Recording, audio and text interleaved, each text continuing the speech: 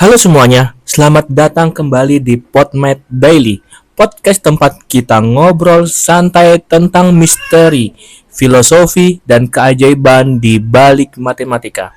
Saya Mandala Sastra dan hari ini kita akan membahas sesuatu yang kelihatannya sederhana tapi sebenarnya mengubah peradaban manusia selamanya.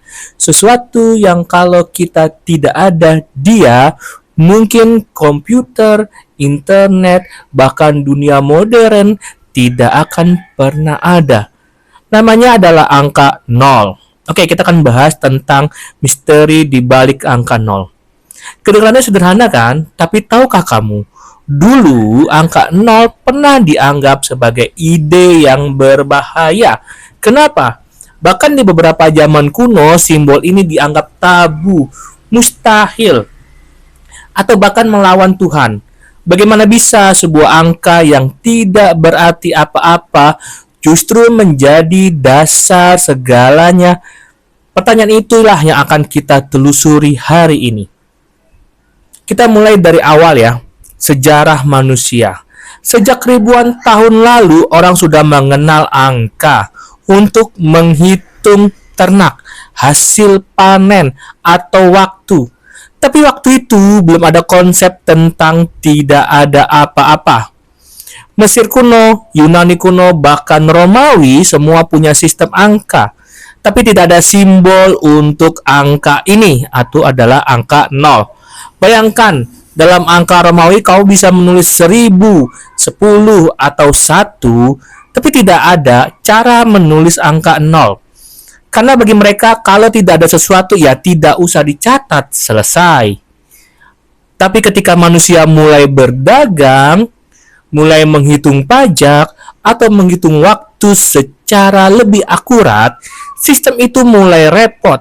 Bagaimana kamu menulis angka 100, 1 tanpa 0? Atau menghitung jumlah barang-barang. Kalau di tengah-tengah ada ruang kosong, disinilah peradaban lain mulai berpikir lebih dalam. Dan di sini ya ada sebuah sejarah bangsa India kuno adalah yang pertama mengenalkan ide tentang 0. Sekitar abad ke-5 Masehi, tokoh seperti Aryabhata dan Brahmagupta mulai menulis aturan tentang angka 0. Coba kita cross check lagi lebih dalam ya. Bahkan menjelaskan bahwa sesuatu dikurang dirinya sendiri hasilnya 0. Ia juga menyadari bahwa 0 punya perilaku yang unik. Kalau ditambah, hasilnya sama. Tapi kalau dibagi, hasilnya tidak terdefinisi.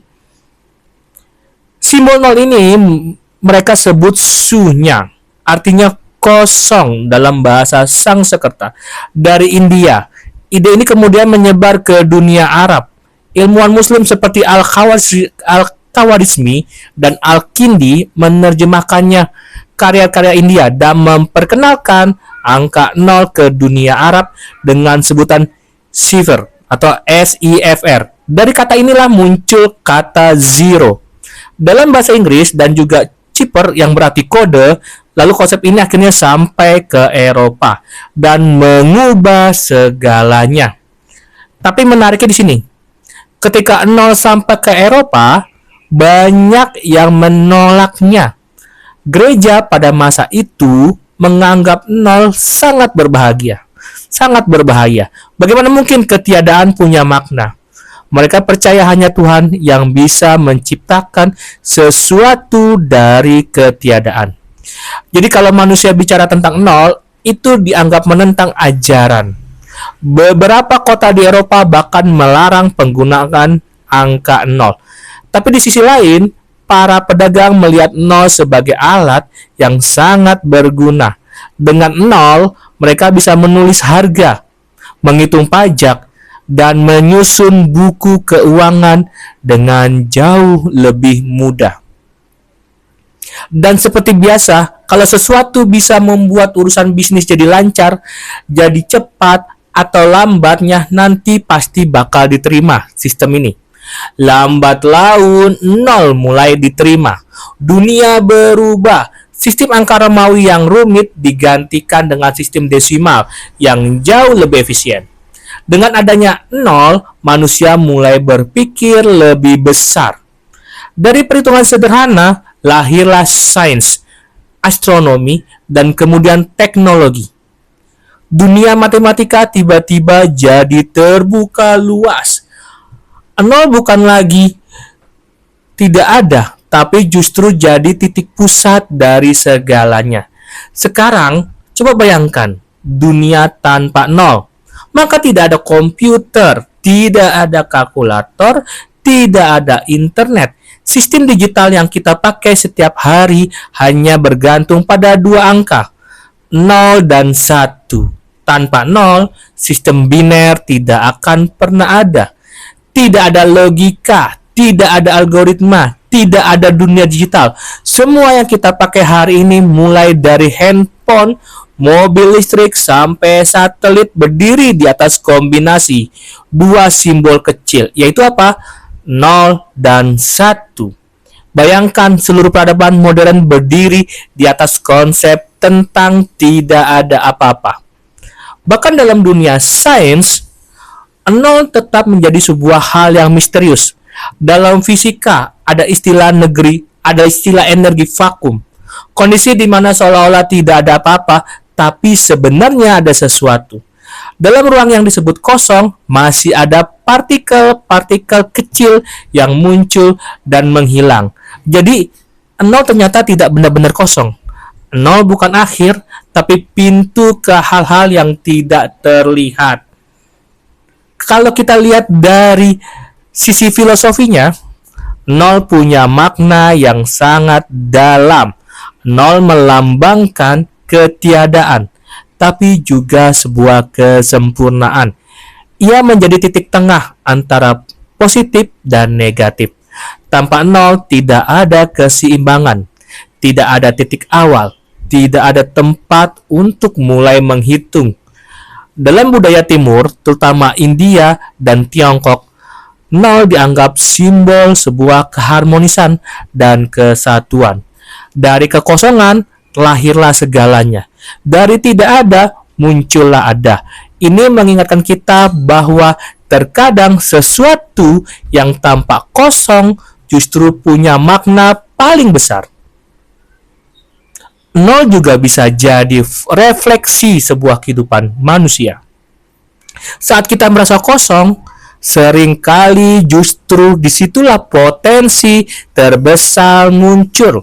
Dari kegagalan, dari diam, dari kehampaan, muncullah sebuah ide, muncullah sebuah keberanian, muncullah perubahan.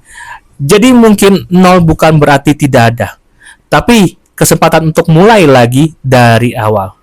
Coba kita berpikir, semua sistem yang angka kita kenal berputar di sekitar angka 0.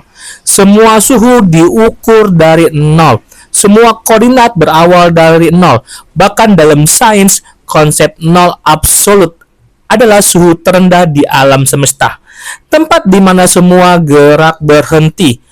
0 menjadi batas antara sesuatu dan tidak ada. Tapi justru di situ keindahannya. 0 membuat kita sadar bahwa tanpa batas bawah tidak akan ada batas atas. Sekarang marilah kita lihat dari sisi spiritual. Di banyak kepercayaan timur, 0 dianggap lambang kekosongan yang penuh potensi. Dalam meditasi, orang berusaha mencapai keadaan yang kosong untuk menemukan kedamaian batin. Dalam matematika pun sama. Ketika kita mulai dari 0, kita membuka ruang untuk kemungkinan tak terbatas. Jadi ternyata antara matematika dan spiritualitas ada benang merah yang halus, yang sama. Semuanya berawal dari 0. Menarik kan? Sebuah angka yang tidak bernilai justru memberi nilai pada semua hal. 0 bukan hanya angka, tapi ide yang mengubah cara kita memandang dunia. Ia mengajarkan bahwa ketiadaan juga bisa jadi kekuatan, bahwa sesuatu yang tampaknya tidak penting bisa jadi pondasi dari segalanya. Dan sekarang, setelah kita tahu betapa pentingnya angka 0, mungkin pertanyaan berikutnya adalah, apakah 0 benar-benar diciptakan manusia? Atau sebenarnya sudah ada di alam semesta dan kita hanya menemukannya? Karena kalau kita perhatikan, konsep kosong itu ada di mana-mana. Di ruang angkasa, di antara bintang, di antara partikel atom, bahkan dalam pikiran manusia. Mungkin 0 bukan ciptaan, tapi penemuan. Manusia hanya memberi nama pada sesuatu yang sebenarnya sudah ada sejak awal. Jadi teman-teman semuanya, mulai sekarang, setiap kali kamu melihat angka 0 di layar handphone, di kalkulator, atau di buku catatan, ingatlah satu hal. Di balik simbol kecil itu tersembunyi sejarah panjang, perjuangan para ilmuwan, dan makna yang dalam tentang keberadaan kita. 0 bukan hanya angka kosong, tapi cermin dari cara kita memahami alam semesta. Terima kasih sudah mendengarkan, sudah menonton PodMath Daily episode ini. Kalau kamu suka pembahasan seperti ini, misteri-misteri dalam dunia matematika, jangan lupa subscribe dan nyalakan loncengnya. Dan bagikan ke teman-temanmu yang juga penasaran dengan misteri matematika. Karena di PodMath Daily, kita percaya bahwa matematika bukan sekedar angka, tapi kisah manusia yang mencoba memahami keajaiban dunia. Keren bukan? So, saya Mandala Sastra, sampai bertemu lagi di episode berikutnya. Tetap berpikir logis, tetap berpenasaran, karena rasa ingin tahu adalah akar dari semua penemuan. Sampai jumpa di PodMath Daily berikutnya.